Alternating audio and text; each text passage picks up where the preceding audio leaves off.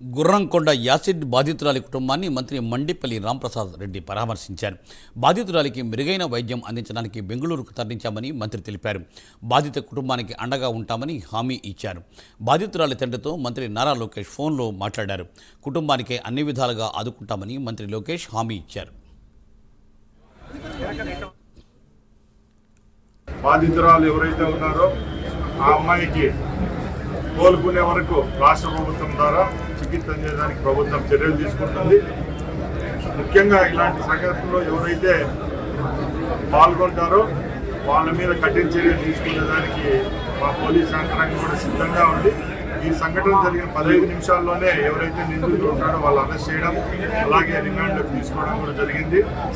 ఇలాంటి చర్యలు రాబోయే కాలంలో కూడా జరగకుండా మేము ముందు జాగ్రత్తగా వెళ్తాం. పాప చాలా బాధ్యతగా తన ఉద్యోగం చేసుకుంటూ తల్లిదండ్రులు చెప్పిన మాట ప్రకారం పెళ్లికి ఆ పాప సిద్ధమైతే ఈ అబ్బాయి గణేష్ తెల్లవారి ఈరోజు 6 గంటలకు వాళ్ళ ఊరికి వెళ్ళి అక్కడ ఆ పాప పైన బలవంతంగా అటాక్ చేసి యాసిడ్ తాగి ఉన్నాడు.